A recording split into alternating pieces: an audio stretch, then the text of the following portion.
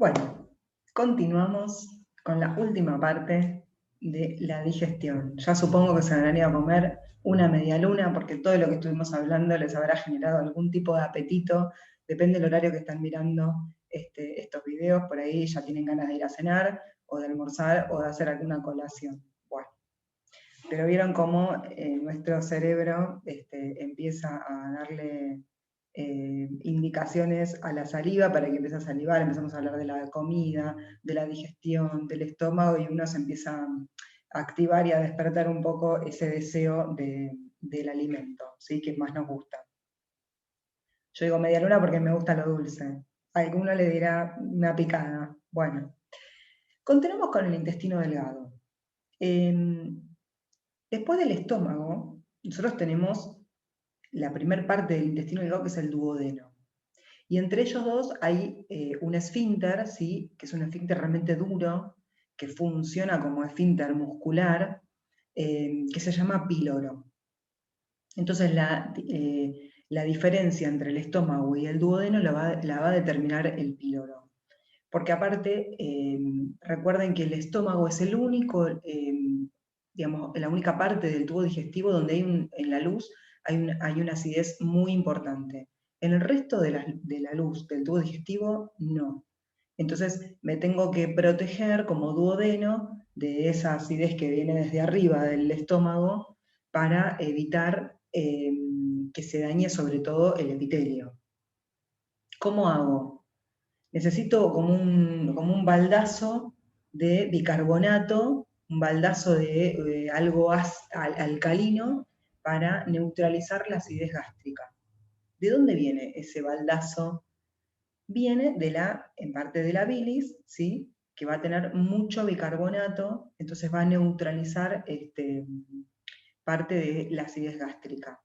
Y una vez que también los alimentos van a ser digeridos y pasan del estómago al duodeno, ya también la acidez gástrica va disminuyendo. A medida que el contenido gástrico es abundante, el pH va a ir disminuyendo.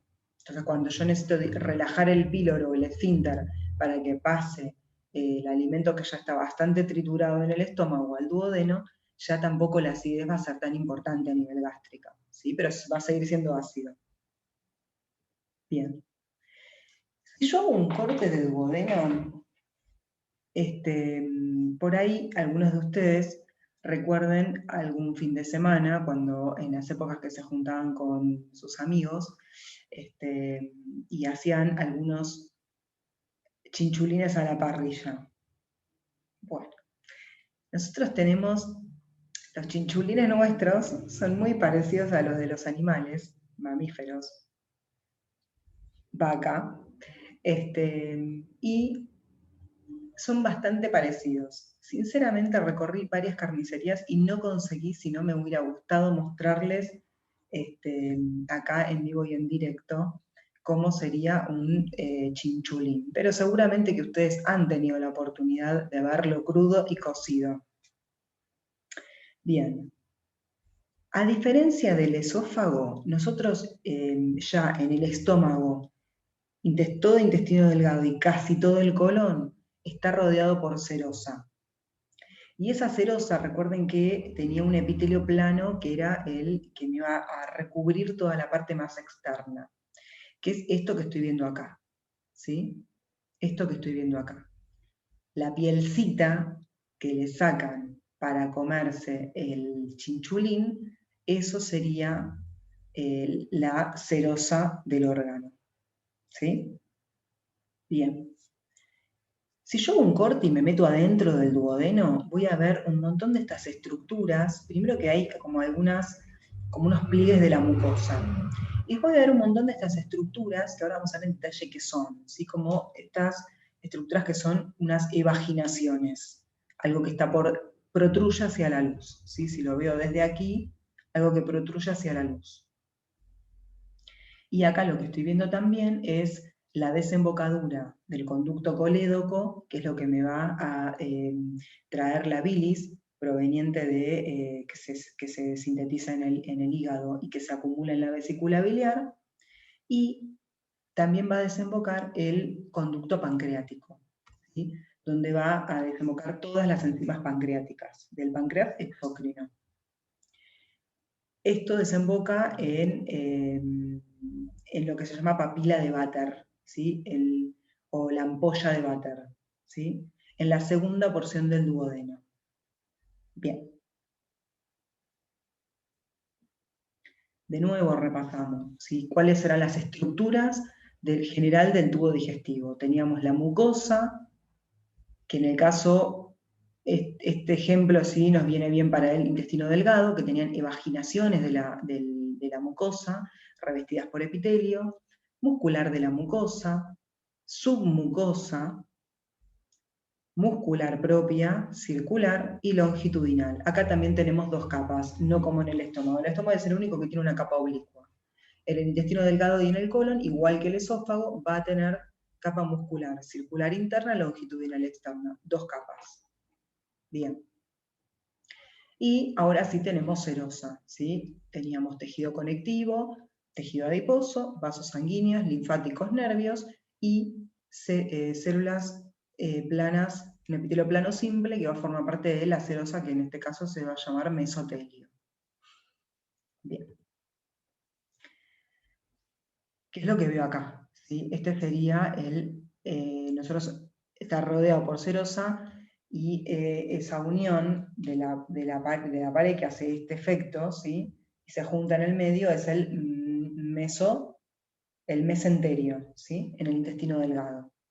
Bien. Y ahí van a discurrir los vasos grandes, las arterias grandes, las venas grandes, ¿sí? Y los linfáticos en este sector. Esto es el mesenterio, ¿sí? Toda la grasa que rodea el intestino delgado. Esta grasa va a ser en mayor o en menor proporción según la grasa corporal total que tenga esa persona o ese animal. Bueno, si hago un corte, de nuevo voy a tener unos pliegues mucosos adentro, ¿sí? Que ahora vamos a ver más en detalle. Una cosa son los pliegues de la mucosa. Esto, que yo lo veo en la macroscopía. Perdón, los pliegues de la submucosa, que lo veo en la macroscopía. ¿Sí? O sea, la submucosa se va a protruir hacia la luz y se van a ver estos pliegues que son macroscópicos. Pero cuando yo hago un corte histológico voy a ver otros pliegues que son microscópicos. Todo esto es lo que yo veía en la macro. O sea, que es un pliegue que incluye mucosa, ahora vamos a ver el detalle de cada una de estas capas, y submucosa. Esto es submucosa. Y acá tengo la muscular propia. De nuevo, muscular propia, esto es submucosa, y todo esto que veo desde acá, que es muscular de la mucosa, hacia la luz, es la mucosa. Esto es macroscópico. Esto es un pliegue, lo que nosotros llamamos pliegues submucosos, todo esto. Bien. Ahora, si yo voy a fijarme en el detalle, acá yo también encuentro otros pliegues, como estos, que son esto que veo acá, o esto que veo acá, que son pliegues mucosos. Bien. Veamos. Estos pliegues mucosos que yo veía recién, si lo aumento un poco más, ¿sí? Y ahora lo veo a más aumento, voy a ver que están revestidos por un epitelio, ¿sí? Que es un epitelio también, igual que el del estómago, es un epitelio cilíndrico simple, que a diferencia del estómago, en el intestino delgado tengo evaginaciones, o sea, algo que protruye hacia la luz, y tengo invaginaciones, o sea que también tengo glándulas, igual que en el estómago, que en este caso le vamos a llamar criptas. Bien. Y lo que veo acá, que es tejido conectivo laxo con vasos sanguíneos, es mucosa. Es un pliegue mucoso. Este pliegue únicamente lo voy a ver con la microscopía, que es esto que estoy viendo acá. Esto que estoy viendo acá. Este es un pliegue mucoso. El pliegue submucoso es todo esto. Todo esto. es macroscopía. También lo veo en la micro, pero en la macro es lo único que voy a poder ver. Bien. Y recuerden, esto es como una formación en lo que llamamos en dedo de guante, ¿sí? Si nosotros cortásemos los dedos del guante en forma transversal, los vamos a ver así. Así. Bueno, y justo me da el sol, los vamos a ver así. Entonces, voy a ver esto en forma transversal. Voy a ver una vellosidad, como la que estoy viendo acá, que esto se llama vellosidad, esta evaginación. Si le hago un corte acá, lo voy a ver así, en forma transversal, tejido conectivo, vasos sanguíneos y rodeado por epitelio. Ese epitelio que habíamos dicho que era un epitelio cilíndrico simple. ¿Sí? Bien. Y otra característica que voy a encontrar en estas vellosidades son fibras, algunas fibras musculares lisas que se desprenden de la muscular de la mucosa. Después vamos a ver para qué sirven, ¿sí? Pero tienen una función. Si hay fibras musculares, ¿para qué servirán? Bien. Estas células que van a revestir la vellosidad, se llaman enterocitos. Los enterocitos son los más abundantes del intestino delgado, ¿sí? Y forman este epitelio cilíndrico simple que vimos recién, que es esto, ¿sí? Acá tengo un enterocito. Y con la particularidad que en la superficie apical tengo un montón de microvellosidades. Las habíamos visto en la clase de epitelio, ¿sí? Esas microvellosidades, particularmente en el intestino delgado, son un poquito más largas, pero tienen la misma estructura que las microvellosidades, que son, ¿cuál era? Recuerden, filamentos de actina, ¿sí? Adentro de las microvellosidades que son un poquito más largas en el intestino delgado y que le llaman de esta forma los histólogos de los libros que estamos leyendo, en un momento les dijeron que era una chapa estriada o un ribete en cepillo, ¿sí? Tenemos mucha imaginación, ya lo saben. Bueno, como si fuera un cepillito, ¿sí? Y estas son las cerdas del cepillito. Ese es el ribete en cepillo. Que son microvellosidades que son un poquito más largas que en otras células y por eso se las puede llegar a ver un poco mejor en microscopía óptica. Acuérdense que yo no puedo identificar con claridad. Yo sé que estoy en el intestino delgado, en un corte histológico, y sé que en el intestino delgado, por teoría, tengo microvellosidades, pero yo no me puedo dar cuenta que es una microvellosidad solamente por mirar la microscopía óptica. Puedo inferir por la longitud, por la forma, ¿sí? O sea, una cilia es más larga, pero la realidad es que la estructura realmente de la microvellosidad o de la cilia la voy a ver con el electrónico de transmisión. Y se imaginarán ustedes para qué tengo tantas microvellosidades. Habíamos visto ya en la clase de epitelio que las células que tienen muchas microvellosidades, esas microvellosidades no son móviles, o se mueven pero en forma tosca, no tienen una sincronicidad como tienen las cilias, ¿sí? Porque no tienen gasto de energía. Estos filamentos de actina lo que van a hacer es que la microvellosidad se quede paradita. ¿Y para qué era? ¿Se acuerdan? Para aumentar la superficie de absorción. Piensen que todo esto está rodeado por membrana plasmática, entonces toda esa toda esa microvellosidad tiene membrana plasmática.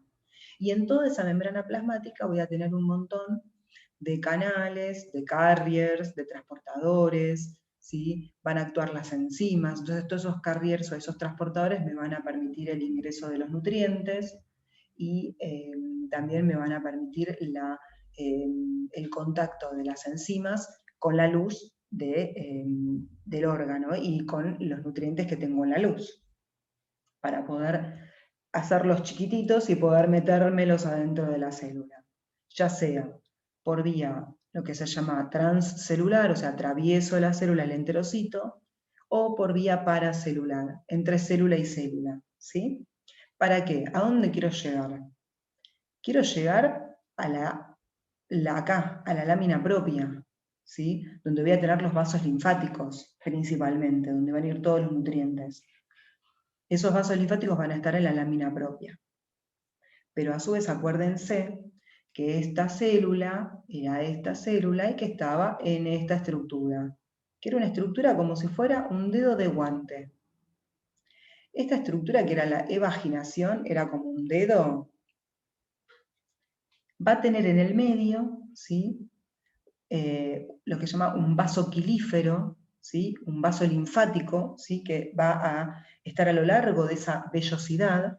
Esto es una vellosidad, y va a estar rodeado por tanto capilares venosos como arteriales, que después, por debajo, ¿sí?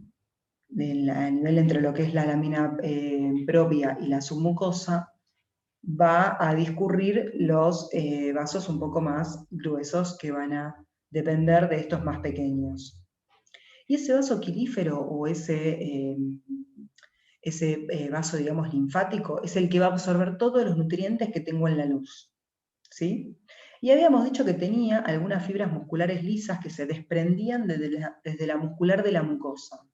Esas fibras musculares lisas van a rodear ese vaso quilífero, ¿sí? Y van a favorecer a que drene ese contenido que estoy absorbiendo. ¿Hacia dónde? Hacia la parte donde ya estoy por debajo de la vellosidad, ¿sí? Y después va a drenar hacia vasos más grandes, y llega hacia el contenido de la vena porta, ¿sí? Para ir al hígado. Bien, entonces repasemos. Cada célula, cada enterocito va a tener microvellosidades, que son únicamente estructuras. Van a tener cientos de microvellosidades cada una de las células, que son estructuras que adentro van a tener filamentos de actina, estabilizados con muchas proteínas, ¿sí? Que forman parte del citoesqueleto de la célula. Después, muchos de estos enterocitos van a tapizar una vellosidad. Vellosidad. Microvellosidad, vellosidad. ¿Sí? Bien. Después nosotros tenemos, aparte de los enterocitos, otras células que se llaman células caliciformes, que ya las vimos en el epitelio respiratorio, pero acá las volvemos a ver. Estas células se llaman células caliciformes porque tenían forma de cáliz, ¿sí? Forma de copa. Entonces tenemos una célula que es más gordita abajo, ¿sí? Tiene un núcleo bien basal, bien extremo en el extremo inferior, y están llenas ¿de qué? De moco, de moco, ¿sí? Voy a secretar moco. En el estómago no tenía células caliciformes. De hecho, si yo encuentro células caliciformes, como patóloga, es una enfermedad en el estómago, ¿sí? El estómago está funcionando mal, porque hay lo que llamamos metaplasia. La metaplasia es un cambio de un epitelio a otro epitelio que no es el habitual en ese órgano. Si tengo células caliciformes en el estómago es porque hay una metaplasia, lo que nosotros llamamos metaplasia intestinal. Algo anda mal, ¿sí? No tengo células caliciformes. Sí, en el intestino delgado y en el colon tengo un montón, tengo más todavía. Pero el intestino delgado empieza a secretar ese moco, ¿sí? Que me va a proteger el epitelio de cualquier agente tóxico o exógeno que me quiera dañar. Porque piensen que yo ya pasé la saliva, que tenía lisozima que favorecía la destrucción de algunas bacterias, de la capa externa de las bacterias. Tenía algunas enzimas que ella destruían el almidón, los hidratos de carbono, las lipasas, después tenía en el estómago la acidez que me iba a tener un efecto bactericida también, pero algunas bacterias sortean todo este tipo de, digamos, inmunidad inespecífica o innata, entonces llegan al intestino delgado. Dice, bueno, ahora sí me hago la panzada, reviento el epitelio del intestino delgado, bueno, no. Las células caliciformes van a formar parte de una película protectora también en el epitelio. Bien.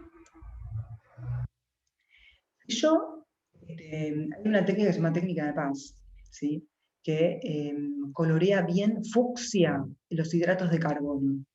Entonces es una manera de poder evidenciar las células caliciformes. Como yo sé que tienen muchísima mucina, y la mucina es el moco, y la mucina está formada sobre todo por hidratos de carbono, entonces la técnica de Paz me va a evidenciar las células caliciformes, ¿sí? Y las va a dejar fucsias, ¿sí? Este es un esquema. Es una secreción exócrina unicelular. Es exócrina, el producto de secreción va hacia afuera, ¿sí? Bien, tengo también otras células que, si habíamos dicho que alguna bacteria se me escapaba de toda del ácido clorhídrico, ¿sí? Y de las lisosimas que tenía en la saliva, tengo otras células que se llaman células de Paneth, que también secretan lisosima en la luz del intestino delgado. Joseph Paneth era un señor fisiólogo austríaco que, nada, empezó a investigar y estas células llevan su nombre, ¿sí? Estas células están ubicadas en el fondo de la cripta. Habíamos dicho que nosotros teníamos evaginaciones y teníamos invaginaciones en el intestino delgado, que es esto. A la invaginación la vamos a llamar cripta y a la evaginación la llamamos vellosidad. Acá vemos la invaginación, ¿sí? Y en el fondo vamos a tener las células de Paneth, ¿sí? Tiene un montón de gránulos. Esos gránulos se van a colorear bastante acidófilos. Y también las voy a poder identificar en una microscopía óptica, con hematoxilina y eosina. Como en este caso, fíjate. ¿Ves? Yo no estoy tan loca. Ya ves, yo ya hace muchos años veo esto, pero ustedes, si ustedes ponen un poco de atención, también van a poder ver que acá hay unas células que son un poco más, que tienen un citoplasma más acidófilo que las de al lado. Comparen con las de al lado, ¿sí? Son más acidófilas. Estas no veo muy en detalle, no veo obviamente los gránulos, pero son células que tienen un citoplasma bien acidófilo. Esa acidofilia me las va a dar los gránulos de esta lisosima, que obviamente se libera, está en forma inactiva dentro del lisosoma, y una vez que se libera al exterior se activa y también tiene un efecto bactericida, ¿sí? Bueno, entonces para volver, esto es nuevamente un esquema donde voy a encontrar las vellosidades, ¿sí? El vaso quilífero del que habíamos hablado, los capilares arteriales, capilares venosos, ¿sí? Esta es la base de la vellosidad. Acá tengo una célula, perdón, un enterocito, donde tiene microvellosidades, y una goblet cell, que es una célula caliciforme, ¿sí? Bien. Entonces, si nos vamos de más chiquitito a más grande, de más macroscópico a más microscópico, nos vamos al asa intestinal, donde está recubierto por una serosa. Si me meto adentro de la luz, voy a tener evaginaciones e invaginaciones, ¿sí? Acá se ve mejor, evaginaciones, que son los pliegues submucosos, que son macroscópicos, y cada pliegue submucoso va a tener pliegues mucosos, ¿sí? Esos pliegues mucosos van a ser las vellosidades, ¿sí? Y acuérdense que las criptas iban a llamarse a las invaginaciones, lo que se mete adentro, ¿sí? Y ahí voy a tener las glándulas, y también las células de reserva, las células que me van las células madres, las células basales, las que se van a ir haciendo mitosis, y estas son las más nuevitas y estas son las más viejitas. Estas van a ir migrando hacia la punta de la vellosidad. Cuando está en la punta de la vellosidad se descama.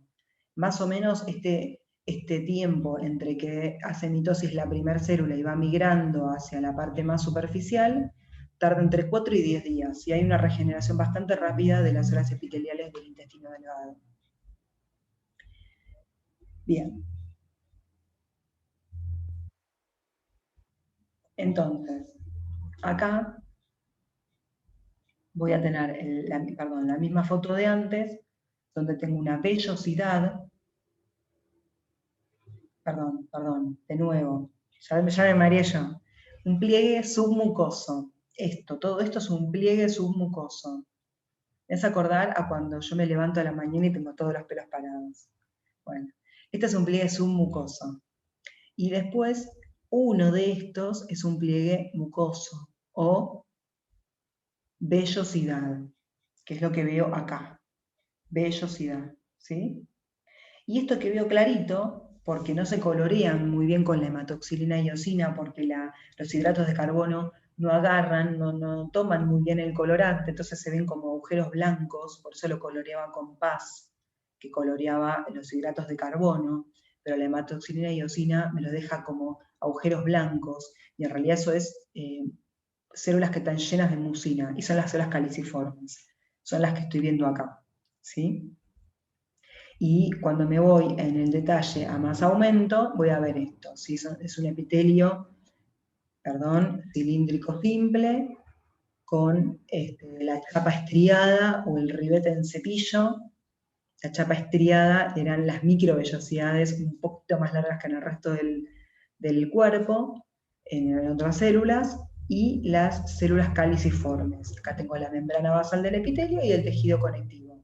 ¿Sí? Acá tengo un corte a poco aumento, donde encuentro todas las capas intestinales. Eh, todo esto, fíjate lo grueso que es, todo esto es mucosa. Todo esto es mucosa. Acá tengo la muscular de la mucosa, acá tengo la submucosa y la muscular, circular interna y longitudinal externa. Y no se llega a visualizar, pero acá estaría la serosa. En detalle de nuevo las vellosidades, ¿sí? Vellosidad. Tengo una estructura con muchas, tapizada por muchos enterocitos, células caliciformes y lámina propia. Y todas esas células que veo en el medio, ¿qué son, profe? Todas esas células que veo en el medio son, muchos de ellos son linfocitos, ¿sí? En el intestino delgado es muy común, frecuente ver cantidades de linfocitos en la lámina propia, no en el epitelio. Si yo tengo muchos linfocitos en el epitelio, ya ahí me llama la atención y los empiezo a contar. Nosotros contamos linfocitos intraepiteliales, es un embole, pero eso nos sirve para detectar algunas etapas tempranas de la enfermedad celíaca. Si ustedes saben, la enfermedad celíaca es digamos, la etapa más grave digamos, de la enfermedad, o la que más sintomatología probablemente presente el paciente, es la que tiene una atrofia intestinal. Cuando hablamos de atrofia intestinal, es esto, es que estas vellosidades no están aplanadas, solo tengo criptas, no tengo vellosidades. Pero la etapa más primera, digamos, de la atrofia, que es como el extremo, es la presencia de linfocitos adentro del epitelio. Hay una reacción inmunológica que está fallando, ¿sí? ¿Se acuerdan de la selección positiva y la selección negativa? Hay linfocitos T que están destruyendo algo que es propio. ¿Sí? Eso algo propio es el enterocito. Y lo empiezan a destruir a punto tal que atrofian la vellosidad, porque destruyen tantos enterocitos, que destruyen esa vellosidad y la aplanan o la acortan, ¿sí? Depende de los distintos estadios. De esa manera se diagnostica la enfermedad celíaca. Lo diagnosticamos desde la clínica, el médico clínico pide anticuerpos en sangre, bueno, se hacen una serie de estudios y lo final, digamos, es llegar a la endoscopía y la biopsia de duodeno, en donde nosotros miramos y decimos, bueno, si tiene atrofia o no y qué grado de atrofia tiene. Y eso en el conjunto hace el diagnóstico de enfermedad celíaca. Bien, ¿ven? Entonces, ven que acá hay un linfocito intraepitelial, acá hay otro, son poquitos, pero a veces en las enfermedades celíacas tengo un montón de linfocitos. ¿Cómo me doy cuenta que es un linfocito y no es el núcleo del enterocito? Porque es distinto. El linfocito es redondo y es más chiquito. Son sutiles los cambios, ¿sí? Pero bueno, uno después se entrena de ver todo esto. Pero esto es un linfocito y ves que el núcleo del enterocito es un poquito más elongado y es un poco más grande. El linfocito es chiquitito, ¿sí? Es más chiquito en comparación. Bien. De nuevo, el mismo esquema, ¿sí? Imagínense que la atrofia de las vellosidades, no tengo vellosidad directamente, una atrofia extrema. No tengo esto, como si amputara la vellosidad, y me quedo solamente con la glándula, con la cripta. Tremendo. Y esos linfocitos, también que andan circulando en la membrana, en la lámina propia, también se agrupan, ¿sí? Y forman lo que nosotros ya vimos, ustedes vieron en detalle, en la parte del sistema inmune, que forman lo que se llama MALT, ¿sí? Que es el tejido linfoide asociado a las mucosas, que normalmente lo voy a encontrar en la lámina propia. Ven que forman como una especie de ganglio, ¿sí? Como un folículo linfoide, o como un nódulo linfoide, ¿sí? Yo le digo folículo. Los patólogos le decimos folículos linfoides, y los histólogos le dicen nódulos linfoides, entonces tengo que pensarlo. Pero esos que veían, ¿se acuerdan en el ganglio que viene en la corteza? Que era un folículo linfoide, que eran sobre todo linfocitos B, y que en el medio era clarito, que teníamos el centro germinativo, el centro germinal. Bueno, hacen casi lo mismo en la mucosa del intestino delgado. Es muy frecuente ver esto y sería lo normal, lo que llamamos nosotros placas de Peyer. Son como si fueran placas o acumulaciones o agrupaciones de linfocitos, ¿sí? Y que esto, acuérdense, que formaba parte también de los órganos linfoides secundarios, ¿sí? Igual que el ganglio, es como un ganglio linfático casi la funcionalidad que tienen. Tienen células presentadoras de antígenos, ¿sí? Pueden desarrollar todo como si fuera un ganglio linfático. Y algo que sí les quería decir es que esto no lo podemos encontrar bajo ningún punto de vista en el estómago. En el estómago sí hay MALT, pero el MALT está difuso y muchísimo menos pronunciado que en el intestino delgado. Si yo llego a ver en un estómago un acúmulo linfoide, es patológico, ¿sí? Es más, tendría que pensar ya en algo bastante serio, como un linfoma. Esto no lo puedo encontrar en el estómago, ¿sí? En el intestino delgado y en el grueso. Bien.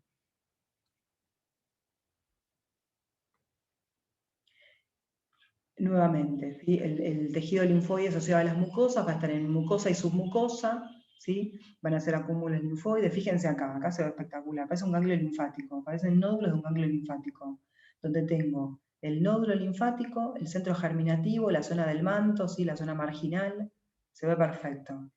¿Sí? Y estoy acá en la submucosa, fíjate, acá tengo las vellosidades. Esto es lámina propia, muscular de la mucosa, y acá estoy en la submucosa. El mal también puede comprometer la parte de la lámina propia.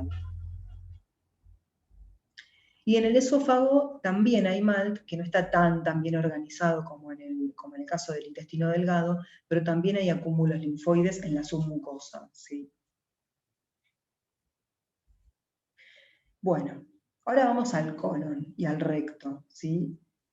Es más fácil, porque en realidad ya sabiendo bien el intestino delgado, el colon y el recto es lo mismo, pero es si yo amputase las vellosidades y me quedo solo con las criptas, ¿sí? Y otra diferencia que también va a tener el colon es que va a tener muchísima más cantidad de células caliciformes que el intestino delgado. Cuanto más cerca esté del recto, más células caliciformes va a haber, porque más moco necesito. ¿Para qué? Bueno, porque va a formar parte también de la materia fecal y la facilidad que va a necesitar la materia fecal para ir transportándose en la luz del colon. Si hago un corte transversal, de nuevo, 1000 veces, pero ya se los van a aprender. Tengo mucosa, el epitelio, lámina propia, muscular de la mucosa, submucosa, muscular circular interna, longitudinal externa y serosa, que en el colon, casi todo el colon tiene serosa. Una parte del recto no tiene serosa y una parte del ciego no tiene serosa, pero el resto todo tiene serosa. Bien. Y entonces, si nosotros hacemos un corte histológico, vamos a ver lo siguiente. Vamos a ver que no hay vellosidades, ¿sí? Hay alguna pequeña protrusión hacia la luz, pero que es mínima, ¿sí? Esto no es una vellosidad. Y acá sí tengo criptas, ¿sí? Tejido de lámina propia, donde voy a encontrar linfocitos, ¿sí? Algunos linfocitos dando vuelta, que van sensando, macrófagos, plasmocitos, ¿sí?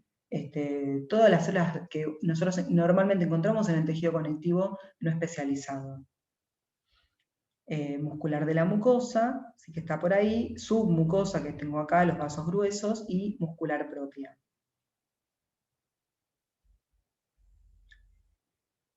Bien. ¿Ven? Acá tengo a poquito aumento, las criptas, ¿sí? Muchas células caliciformes, ¿sí?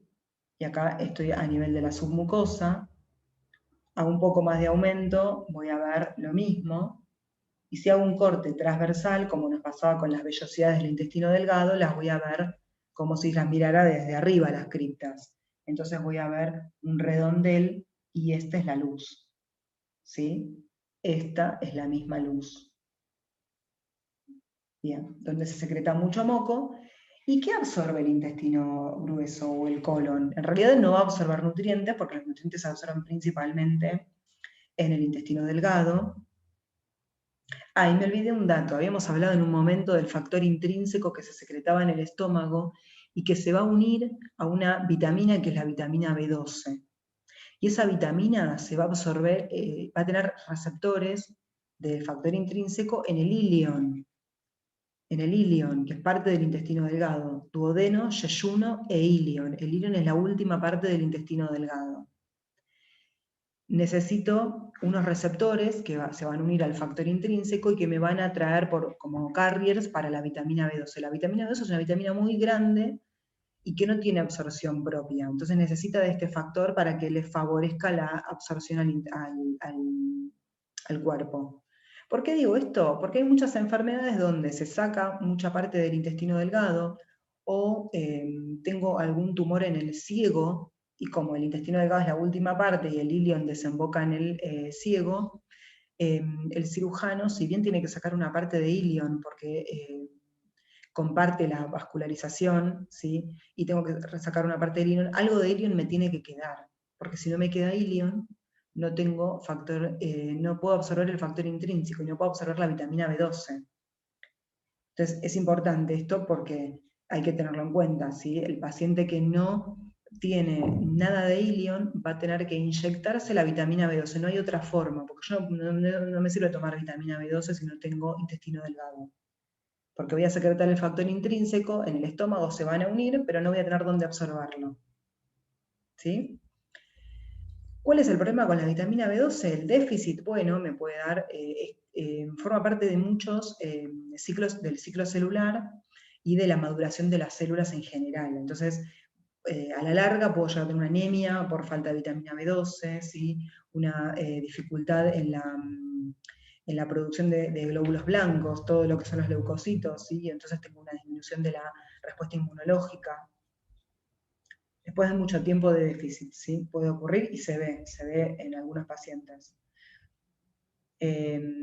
Como así también problemas neurológicos, ¿sí? Sobre todo neuropatías periféricas, parecidas a la del diabético. Bueno, entonces acá estábamos volví al colon, si me acordé perdón, del factor intrínseco y quedó ahí colgadito. Bueno, volvemos al colon y habíamos dicho que en el colon no absorbemos nutrientes, pero sí se absorbe agua y electrolitos, principalmente. Entonces la función del colon va a ser la formación de la materia fecal junto con un montón de bacterias que tengo de la flora normal. Habíamos hablado de la flora en la parte del sistema inmunológico también, que es súper importante. La flora intestinal es súper importante. Si yo tomo antibióticos porque me duele una muela, o porque me hice un procedimiento dentario, o porque tengo una sinusitis, o porque tengo una neumonía, esos antibióticos también van a matar las bacterias de todo el cuerpo, entre ellas la de la flora intestinal. Y muchas veces se relacionan con diarreas, porque no puedo, digamos, formar una materia fecal con consistencia por falta de bacterias, ¿sí? Porque la fermentación de estas bacterias me está faltando, ¿sí? Bien. Y acá como para hacer un cierre, digamos, de los epitelios que van a encontrar, que son distintos.